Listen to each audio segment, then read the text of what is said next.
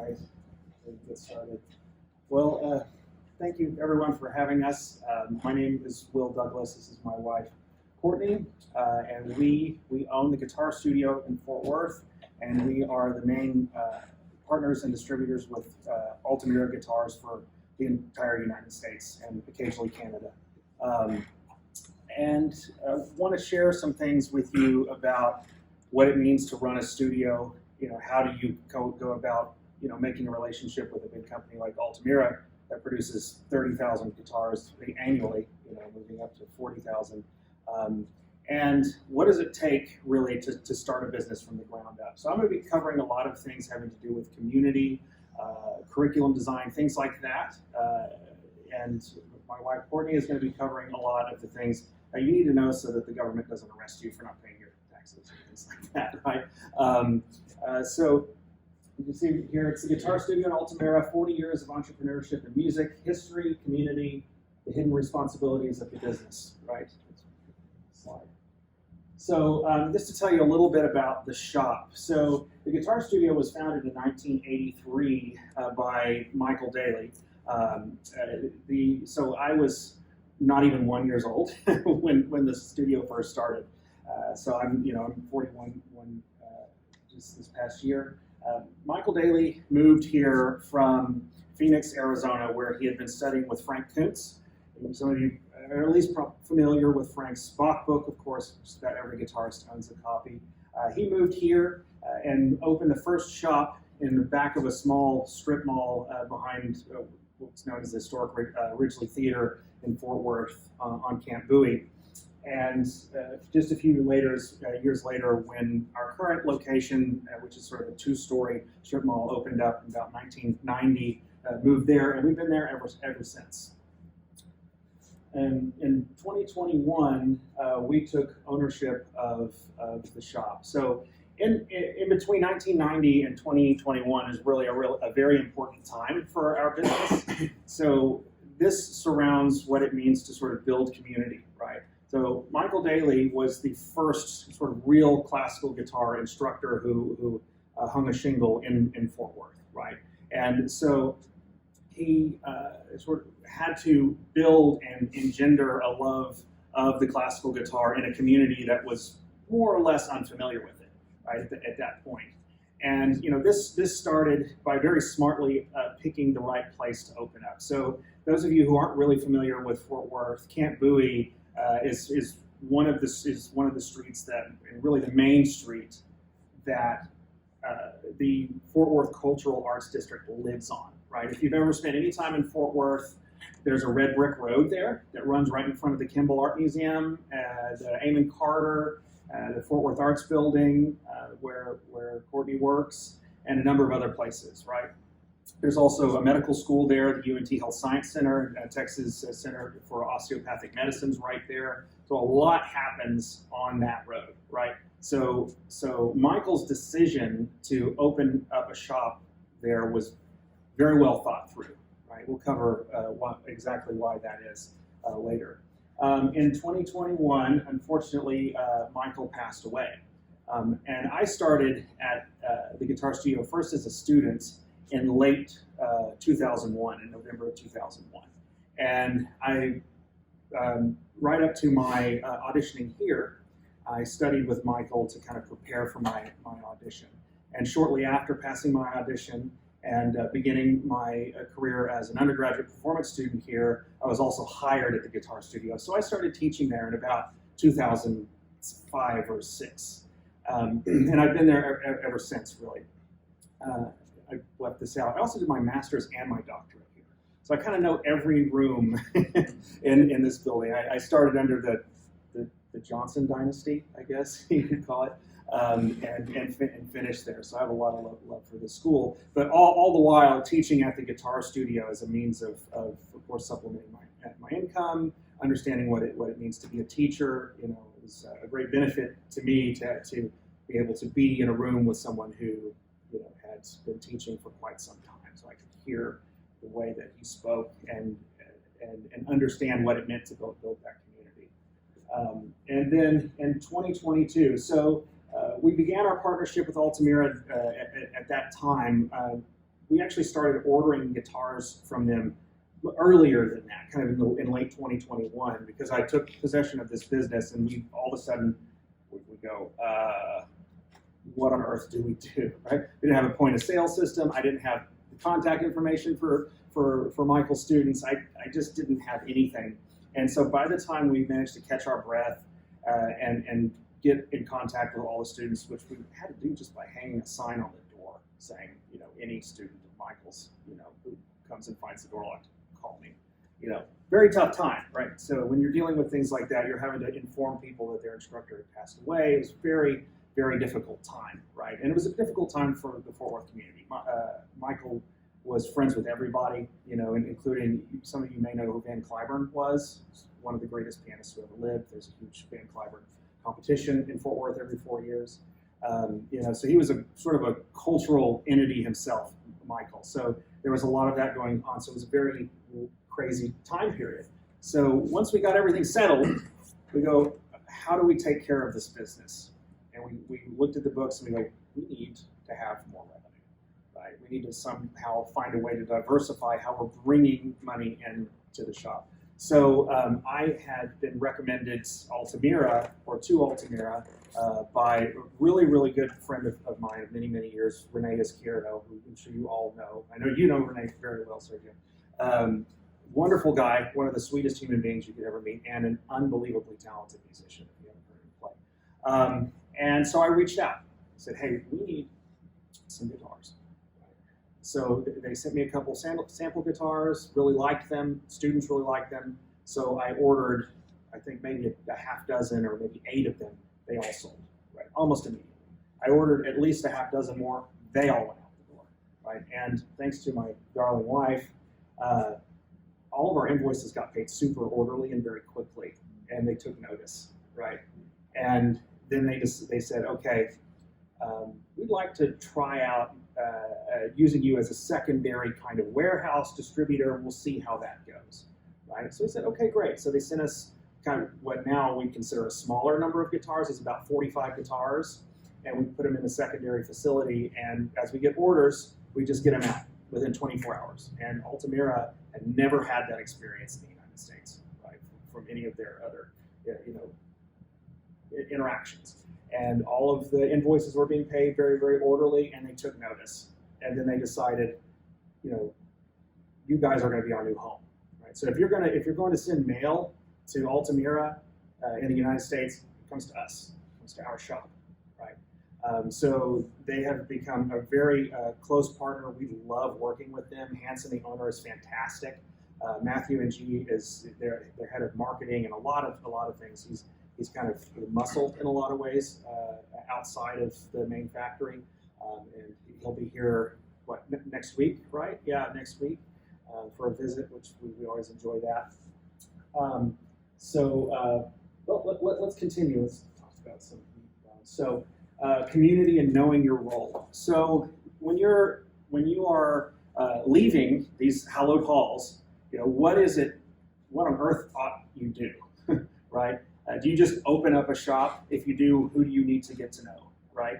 So first, you want to assess what are the needs of your community and establishing a need for the classical guitar. One huge mistake that's made is to assume what your community needs, right? I see this happen a lot with businesses, even more with political groups and stuff like that. They just assume what the problems are in an area, what the needs and desires are of the area, and act upon their assumptions without coming to an understanding of really what your community needs and how it's constructed, right? And there are good methods and ways of getting to know that, right? So you don't just have to go yell in the middle of the street and see who listens, right? So first, your cultural organization. How do you organize yourself within the culture of your community, right? So first, understanding the obvious, fine arts organizations, right? That's the first thing you're thinking about. You're thinking about kids organizations, whether it's theater or music, sculpting, it doesn't matter, right? Understanding who are the heads of those organizations and reaching out and making sure they know who you are, right? Intercultural, right? So in a large city like Fort Worth, you'll have you'll have your standard Chamber of Commerce, but then you'll have the Hispanic Chamber of Commerce. We did, I went to a ball, the sneaker ball with the Fort Worth Metropolitan Black Chamber of Commerce just maybe a couple months ago. It was a really great event. And just making sure people know that you care about their community, right? And that you're there to be a part of it, right? And then that can kind of dovetail into philanthropic work. And this one you have to be really careful about, right? You don't want to do too much stuff for free. It will wear you out, right? So you want to make sure that when you do it, that you're as impactful as possible, right? That when you do it, that it's in communities that really need it, right? Or organizations that are going to love you in return, right? You don't always need the love in return. Sometimes you're just going to help people who need it. But when you're helping out larger organizations, you want to make sure they love you back, right? Like this evening, we're doing an event for the Fort Worth Sister Cities International, so they manage a lot of partnerships between Fort Worth and other cities in Germany and Mexico and other places. And so we're doing that in downtown Fort Worth this evening. And we do things with one of the employers that Courtney works for, which is Kids Who Care. It's a big theater organization. But you don't want to burn yourself out, right? You can't. That's a big part of the self-care thing, right? You don't want to burn yourself out, and you want to make sure that you don't get taken advantage of, to be honest with you. I've had that happen before. You know, I got an email from an organization that seemed like a fine organization. You know, the cause seemed to be fine, but they wanted me to volunteer. And I've said, okay. I show up. They've got open bar. They've got a celebrity speaker. They've got a DJ. They've got an independent sound man. They stick me in a corner and don't even tell anyone I'm there, or tell anyone about the organization. Right? I might as well have not even been there. Right? So you want to make sure that you do a little bit of background on the organizations and make sure they're really helping the communities that you want to, you know, and that, again, they're going to love you in return. Okay. So where do you fit in? And these last ones kind of work together a bit. So where do you fit in, and what does your degree say about you, right? So the fact that all of you are here, so how many undergrads are in here? One undergrad, and then graduate students, master students, okay? The doctoral, mixture of doctoral and master students. Yeah, so what does it say about you? So understanding one thing. The community has no idea what you really do, right? Many people don't know what the classical guitar actually is, and all of you probably already know that. You tell somebody that and they go, oh, you mean like Eric Clapton or something like that, right? That's the typical sort of reaction. But what they do understand is that you made a very significant extra step in your musical journey, right? And so keeping that with you, but also being very humble about it, is extremely powerful in your community, right? It gives you an edge. So that goes to playing your strengths and personality being powerful. So understanding how you work socially. Right? It's important. Of course, attitude is really important, right? Having a good sense of humor is an incredible tool when it comes to not just, you know, working in your community and getting to know people, but actually in the lesson itself, what keeps people coming back, right? And that's something we do really, really well at the Guitar Studio. I have over a dozen students that have been coming to the Guitar Studio for more than 20 years for lessons without a break, right? In one case, we have one guy who's like family, David, who's been coming to the shop since 1990, right? And I personally, I have one student who started with me when he was 7 years old, and he's 26 now. You know, and so understanding how to navigate your own personality, right, and meet other people where they are is really, really important to keeping and maintaining a studio, right? On top of just connecting with the community around you. Next slide. So. Curriculum design, the philosophy of curriculum design. You know, a lot of people will try to sell this curriculum or that curriculum, and what I've learned is guitar teachers just always go back to what they do, right? So rather than try to sell you on a specific curriculum, I want to talk about curriculum philosophy, right, and how you kind of move students through and how that can carry them and keep them, and you can retain students for very, very long periods of time, right? And actually make classical guitar something valuable to them. So students who cannot track their progress will quit, 100%, right? And a lot goes into that. So I have picked methods that are progressive and musically meaningful. And progressive comes with some details, right? I use the Segreras method. You all are probably familiar with it. It's a very popular method. It's over 100 years old at this point. And I like that one just because it's numbered and it starts from the absolute ground zero, right? And it leaves nothing to the imagination. And Segreras wrote it with the intent of helping instructors, right? So if you haven't looked at it, at least look at it, right? But I like it also because when I assign lessons, I put a date right next to it. And as the student completes it, I exit out. Because how many times have you had a student that just says, I don't feel like I'm getting any better, right? This is a very common thing, right? Well, they can't tell because for them, it's like we say in the South, it's like boiling a frog, right? The progress is so slow, right, that they don't know that they're getting better. But if you do this, you can point back and say, look at all this that you've done, right? And you can show exactly what skills they've acquired over that time, right? And this goes a long way. It's kind of like being a personal trainer, right? If you were paying a personal trainer every week and you didn't see any difference in the mirror, you wouldn't go back. But with the guitar, the mirror is not as obvious, right? It's not self-evident. So having a progressive method that you can track your students through over time is really, really important. So personal trainer and then therapist. So private lesson instruction is an unusual arrangement, right? It's unusual at the university level. I teach at Southwestern, and I have students from undergrad all the way through the doctoral level. I have one of my master's students, Scott, who's back here. But whether it's that or out in the private sector in your own studio, students will tell you all kinds of stuff, right? And you have to kind of learn how to take that in stride, give advice when it's appropriate, and draw boundaries, right? Because that can go too far, right? And so you just have to be very, very careful with that and use your best judgment.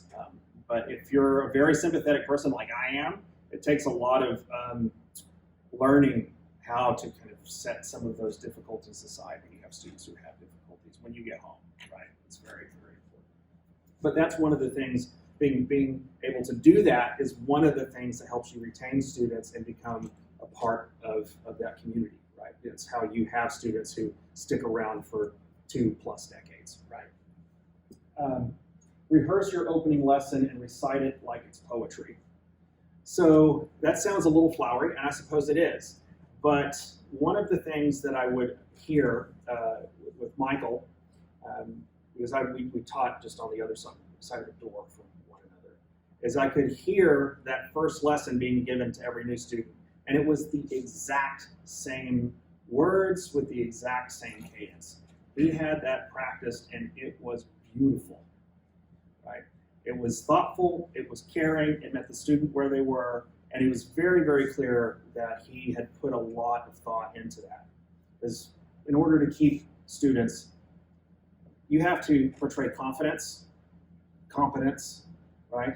And you have to portray a sort of sympathy for and an understanding for where they are. It's typically, let's say, a beginner, right? And if it's a kid, you have to understand that you have a parent who's listening in intently, because they're trusting you with the young person.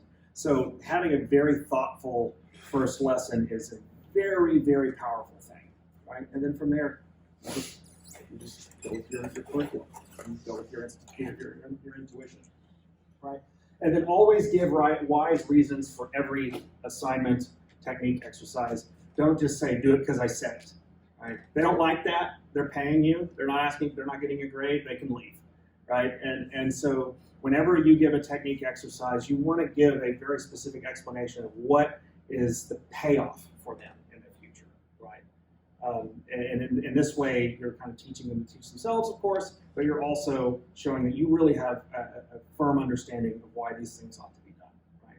And you respect them enough to explain why you're giving it to them,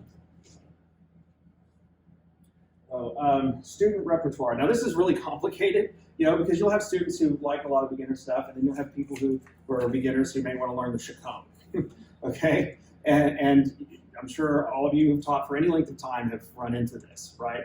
So how do you approach that? And I think this is probably pretty common sense. A lot of you probably already do something like this.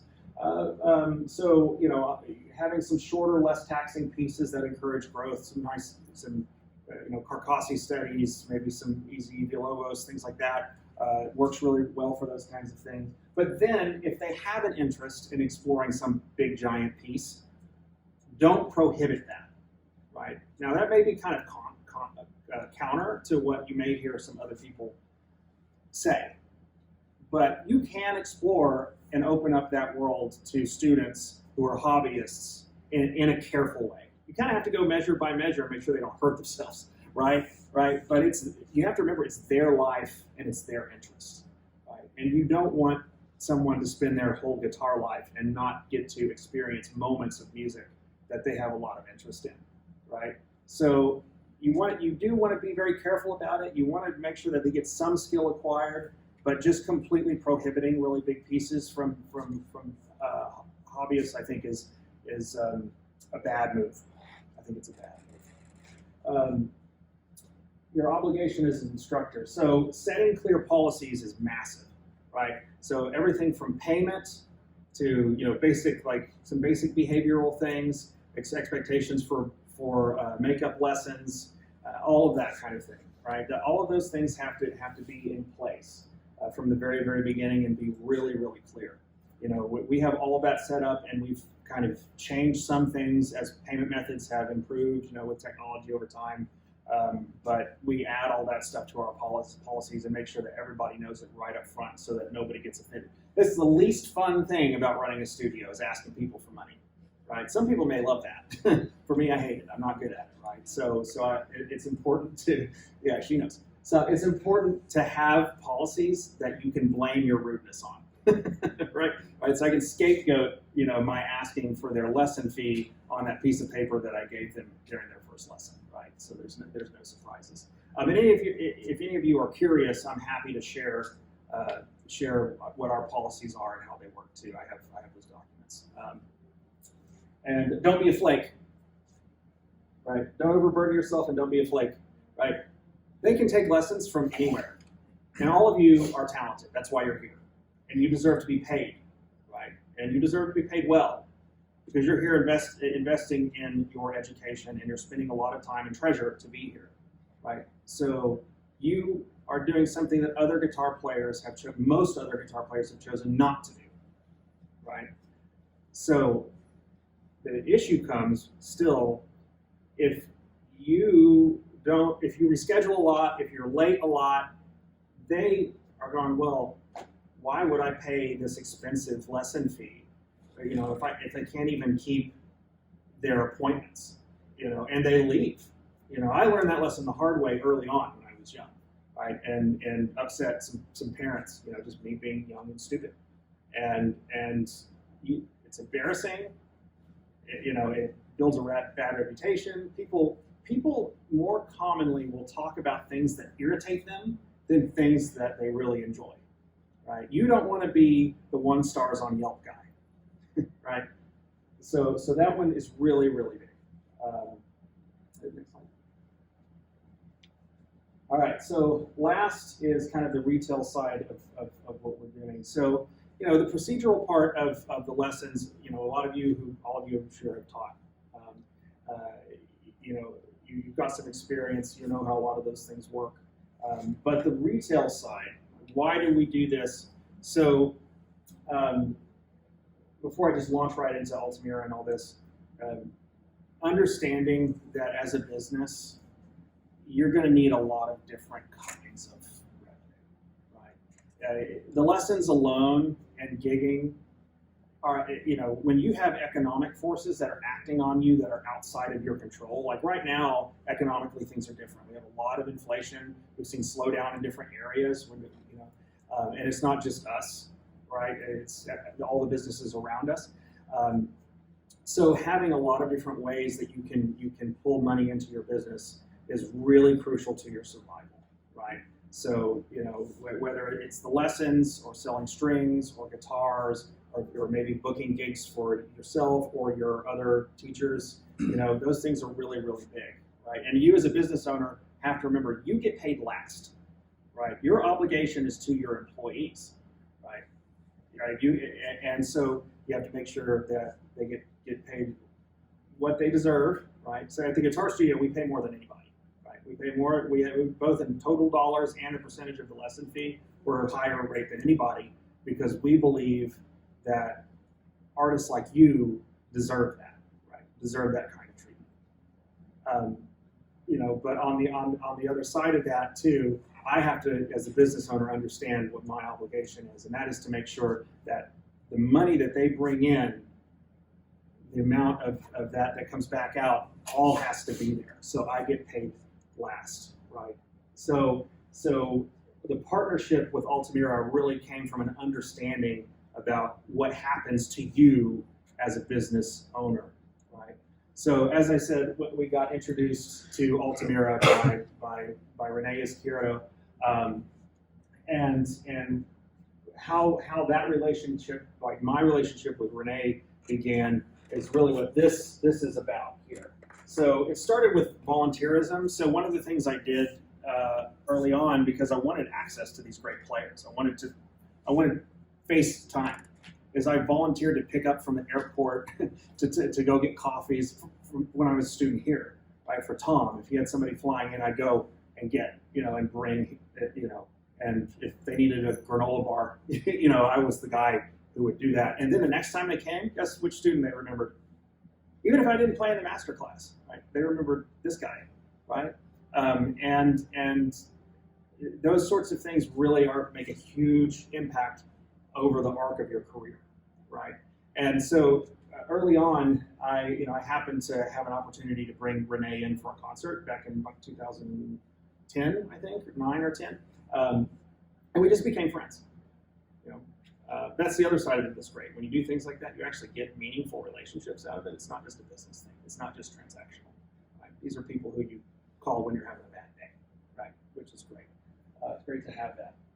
So volunteerism is a big part of that. Honoring your commitments. It's another thing with like being on time, right? If you're going to commit to do something, really do it, right? Really, really doing that. And then your interpersonal relationships. Making sure that you make time to correspond with those people that you meet at a guitar festival or one of your fellow competitors at a competition, right? Most of my dear friends that I have now, I met at a festival somewhere, right? Like Kevin Manderville, who's my partner in crime at the shop these days. We met at the long since departed Acadia Festival up in northeastern Canada back in 2006, and we've been good friends ever since, right? And I'm really fortunate to have him at my shop. He's a talented guitarist and educator. Lift up your peers and honor your teachers. This is huge, I think, especially at the undergrad level. You have no idea who you're really sitting next to and who they're going to become, right? And I've seen negativity and ego rip communities apart of musicians, right? It's toxic and destructive, and the public, most of them don't even know classical guitar exists. So if they come into your space and they sense any of that, they can just go somewhere else, right? And they won't know the difference, right? So the classical guitar can't afford that kind of thing. And having a really strong, a really powerful community as guitarists starts in your undergrad, right? And it starts with the people who you're sitting next to, right? So for example, my friend Brian Burns, who runs the department at SMU, we started undergrad together. We were roommates in Boston together. Our friendship has strengthened over the years, and now we collaborate. We were in a duo together some years ago, actually 10 or 12 years ago. It was a long time ago. And so those are wonderful symbiotic relationships. Dan Kaiser, all three of us were roommates together in Boston, actually. He's doing a lot of wonderful things in Dallas. So understanding that, and then honoring your teachers. This is we all love our teachers, hopefully, right? Right. But remembering, kind of where you came from, telling your students about your teachers, just sort of being there as a part of the community really helps to serve you personally. Like, you just feel better about who you are, right? But it also, again, it shows the outside world, the people who aren't, the initiated, I guess, that this is a place that not only do you want to be there, but when you're there, you're going to feel really good about it, right? So this is really why the Guitar Studio, in terms of how long it's been in Fort Worth, so it's 41 years now, has been as effective as it has. Why it's weathered different presidents and wars and bad economies and good economies, and now it's in its second generation. It's survived on to the next step, and hopefully after me it'll continue, right? But it's been not just about sort of the lessons itself, or just about selling guitars, but it's been about understanding the environment that we exist in and becoming a part of it, rather than assuming what it is and trying to change it to fit what we thought it might be. Right? And with that, got one more slide. This is important. So this is my most liked me member. So this is just a thank you to Renee for getting us connected with Altamira. That's sort of one of the many benefits of friendship. And I hope that you all also sort of are able to create those kinds of friendships over time. And with that, I'm going to turn it over to my lovely wife, who's going to tell you the really important stuff. So.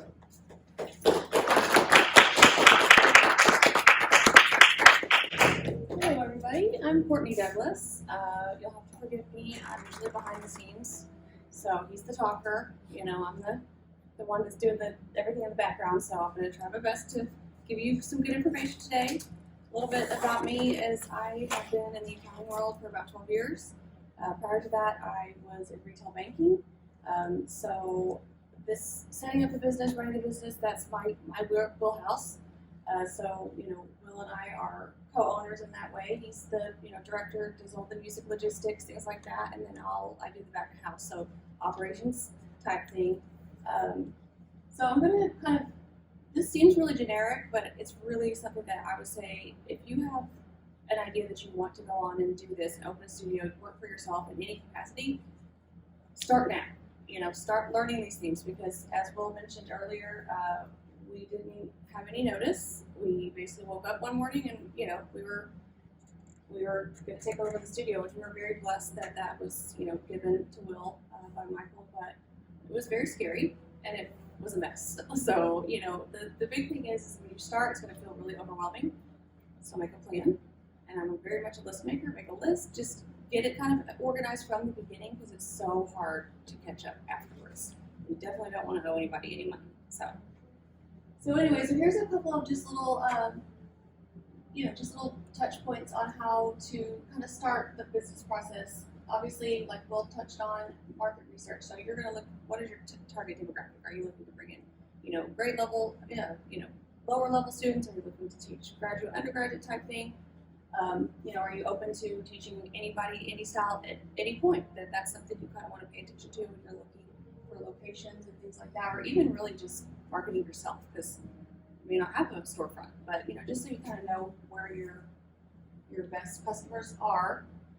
Number two is like one of the most, I think it's probably one of the more important ones, business plan. And you can easily pop on Google and just type it in, and you can do a real, like a very intricate one through like Legal Zoom or something like that, but there's lots of templates.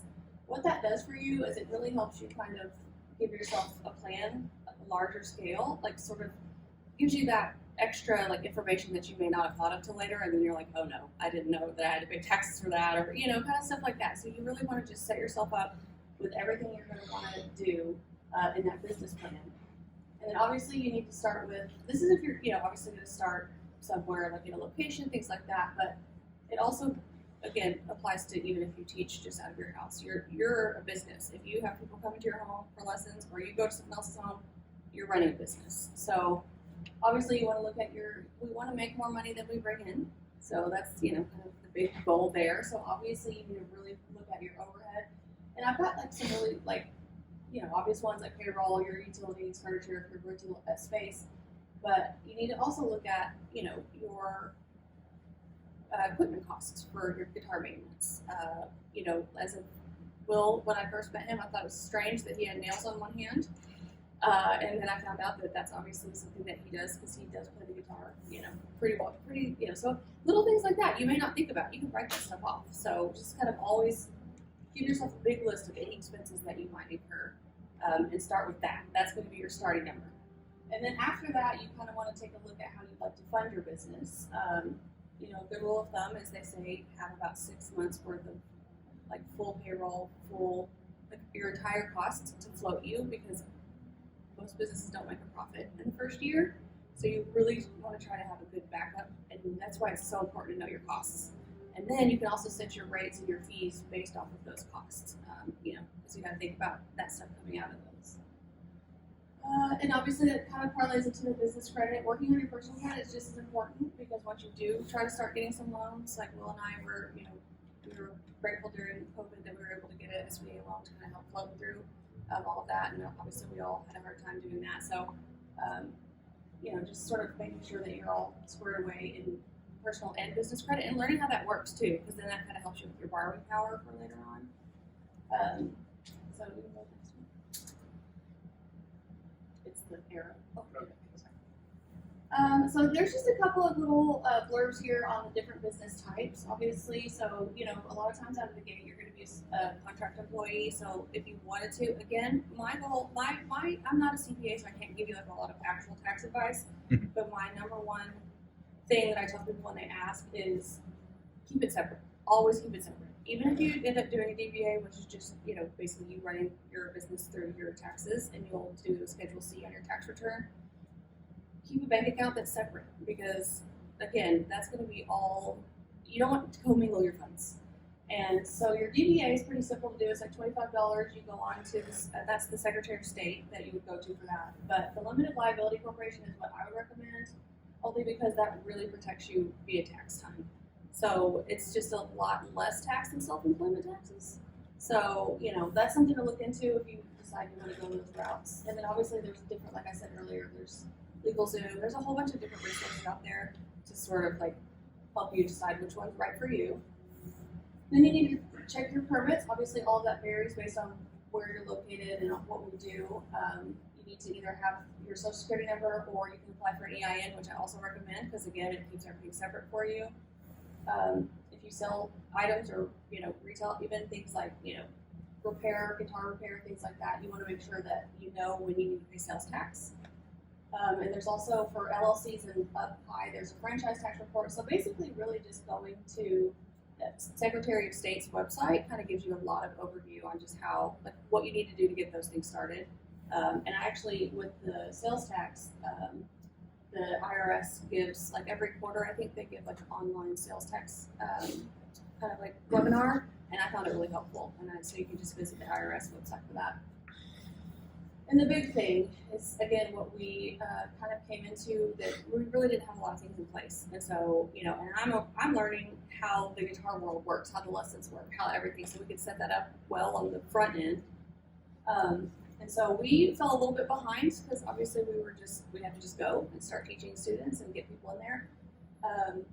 But this is the planning part. So your standard operating procedures for things like payroll, like Will said, you want to set up your merchant account. So if you want to sell through Square, you basically want to look at, what your goal is, and then what the fees are, because obviously everything carries fees. So watch out for that.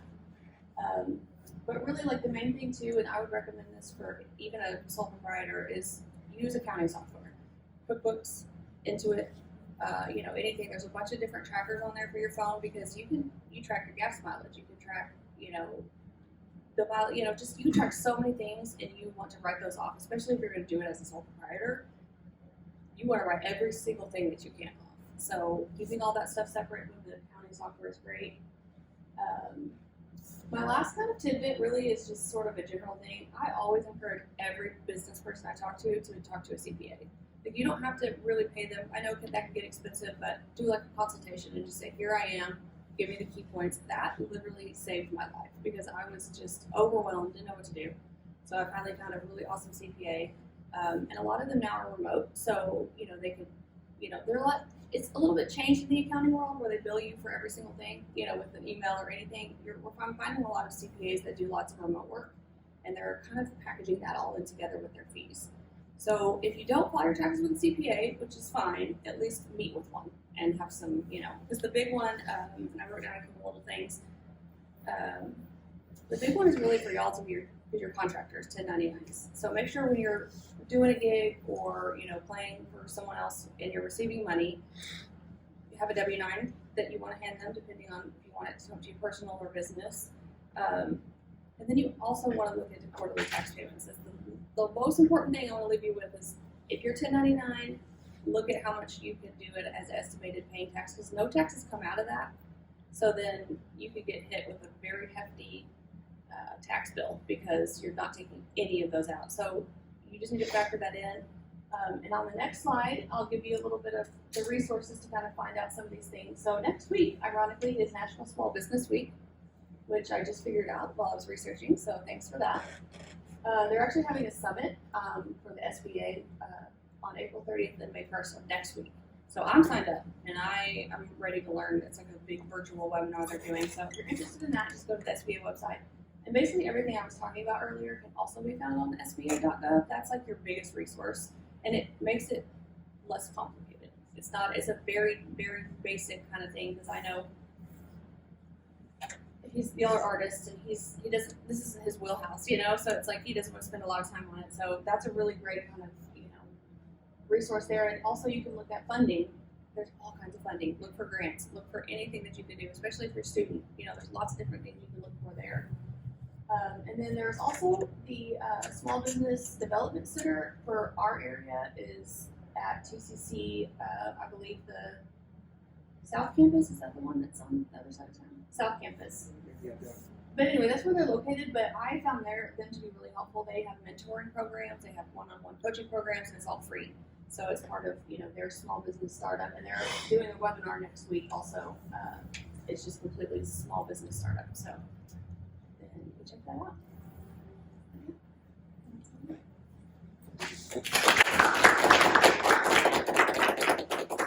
So we're just going to do a bit of a Q&A, so you can any questions you might have. There are a couple of things actually I left out just really quick. One has to do with clientele. And when I started out talking about the area where we're located. So we're right across the street from the wealthiest community in Fort Worth, right? It's Westover Hills is where the Bass family lives. We're right down the street from the medical school, and there are law offices, and understanding where you put your business is really, really important. You're not just serving those communities, but you want to make sure that you're located in a place where if the economy takes a hit, they don't feel it as much, for whatever that means. Because guitar lessons are a luxury. They are, right?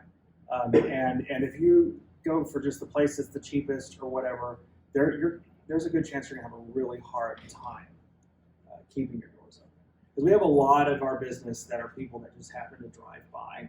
And so, we've got professors from the medical school. I've got a PhD in nuclear physics. I've got a bunch of Lockheed Martin guys and gals. And they help keep the business alive. When things are not going very well. Right? So that's a really important thing to think about too. That I have to leave out. The other one is for those of you who are currently doing or you're thinking about doing a DMA. The DMA world is so different now than it was 10, 20 years ago. There are so many DMAs. Right? So I took a seminar with Dr. Henry. At the time he was not just the head of the music ed department here, he was also the interim dean. And they have access to this program that tells you exactly how many DMAs in your specific area graduate every single year, right? And at that time, this was in 2017, there were about a dozen new DMA in guitar holders leaving the university every single year. How many full-time classical guitar positions do you think open up in a year? Maybe one or two, maybe, right? And that whole time, those are compounding, right? So this is not a discouragement, although it might feel like it, right? At one time, I'm the artist in residence at Southwestern, but I was there. I was an adjunct at TCC, at Weatherford College, at Arlington Baptist, Texas Wesleyan, for just a year after Michael passed. That's where his college teaching was. That was absolutely, absolutely exhausting. And my proposal is to rethink the way that we think about what it means to be a DMA holder, right? Like we think about it, you know, like a lot of other instruments do, right? We're just waking up to this problem, guitar, because we're sort of the new kid on the block. Pianists have been dealing with this for ages. Flautists have been dealing with this for ages. You want to go into it thinking like an MD or a DO, right? Not every MD just plans on becoming a professor at a medical school. They go and they open up a practice. Your DMA holds a lot of weight, right, in the community. First of all, when they even find out that you can get a doctorate in guitar, it blows their mind half the time, right? They didn't even know that was a thing. Most people have no clue that's something you can even do, right? But if you're thinking about going out into the world, do not wait until some full-time position, you know, and you're just, you know, you're an adjunct and you're just kind of just floating around. Don't do that. Find a community that needs you, right? Even if there's already music schools around, maybe not where there's lots of classical guitar, that might be a little tough, but those places aren't very common. It's like Austin, you know, and maybe Boston and a few other places. But there are lots of places, you know, there aren't many classical guitar teaching places, really like well-known ones, in Dallas. Millions of people there, right? That's an underserved classical guitar community with a lot of money, right? So this is kind of an encouragement for those of you who are seeking your advanced degree currently, you're in those programs, or you're thinking about it, right? So I don't want to break anybody's hearts. I'm not going to say you're not going to be, you know, a senior professor someplace. Not what I'm saying, right? But you don't want to hang your future on that eventuality because it may not happen. But it doesn't mean seeking a DMA isn't working, right? So, anyways, let's answer some questions if you have any. Yes. So for students who are just coming out of schools, would you recommend them doing private lessons first and then accumulate a studio before maybe venturing into having an actual studio? Yeah, I think actually Like both of us can kind of answer this, I suppose. Yeah, I mean, that can be very helpful, right? If you have something you can carry in with you, unless you just happen to have and be connected with some really good investors, which is rare. Just going in and committing to a 12-month lease on a retail space is a lot of liability, right? And even just looking at it, because retail space is not calculated on the market the way a home is. They do it by square foot per year, right? So it might say like $22 per square foot. And if you don't know what you're looking at, you're going, every month? You know, that's $20,000, you know, or something, right? So it can be very, very confusing. So just getting organized for something like that is quite a lot. So yeah, starting, you know, at your home or doing home visits, you know, without wearing yourself out can be very helpful. You know, it's not good to teach somewhere and then poach the students away. Actually, that really builds bad relationships. It's better to you know, teach out of your home or your apartment really than even do that, right? Yeah, because you don't want to upset the music community around you because then they just won't support you. They'll recommend if they have students looking for a guitar teacher, they'll just send someone else just to poke you, right? You know, so, you have anything to add? Building a good clientele before you kind of make that commitment is always helpful. So we're kind of doing the same thing. We're going to open up. We talked about opening a location, but we need to kind of build that clientele to kind of keep us. I mean, it's just to open it with nothing Mhm. can be difficult. Yeah. Because you were gonna have to spend all your time, marketing, really trying to get some people in, and that's just a lot more It is. pressure. It is. Yeah, and even, we have an existing business, we have some capital, and we have investors, and still it's very risky, right? Like, we still are being very careful about what it is that we're doing when we're considering a second location. So if you're just getting started from the ground up, it's good to make sure that you have some of those. That's when all of the adjunct work at the different local colleges and stuff, you could use those to help pay your rent, and that way everything you make on your own students, you can just put in your pocket, right, and just save it up, until you're ready to hang a shingle somewhere. So whenever you're saying to see what it is that your community it's called requires of you, or what they need, how exactly do you go about doing that? I know you mentioned about meeting with kind of like fine arts groups and stuff like that. But how do you start building those relationships? That's a really great question. So I can tell you what our experience here in this culture is, and I'm sure that on some level it can be replicated elsewhere. So one of the things that we did really early on the shop is we got involved with mariachi directors at middle schools and high schools, and helping their guitar students out. We volunteer for an after-school program, right? That sort of thing. Or we allow the instructor, you pick your most ambitious young student, we'll just teach them for free, right? We'll give an hour of our time every week, absolutely gratis, and we'll get like we have with Altamira, where we have a whole bunch of award guitars underway right now that we'll start giving to students in need who are showing, particular, interest in the guitar, right?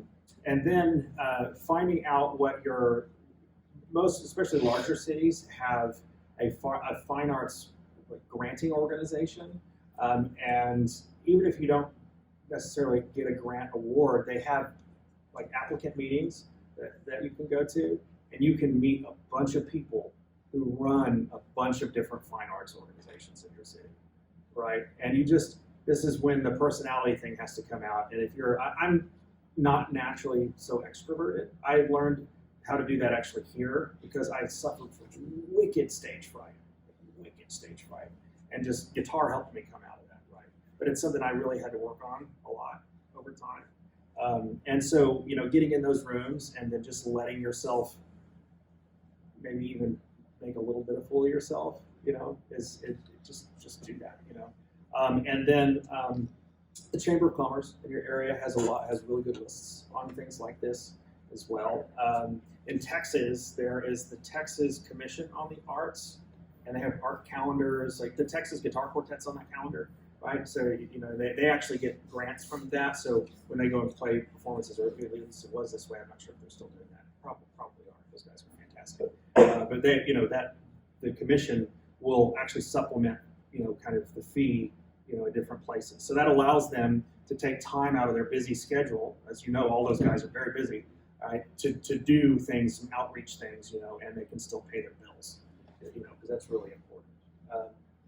So those are a few things that we've done.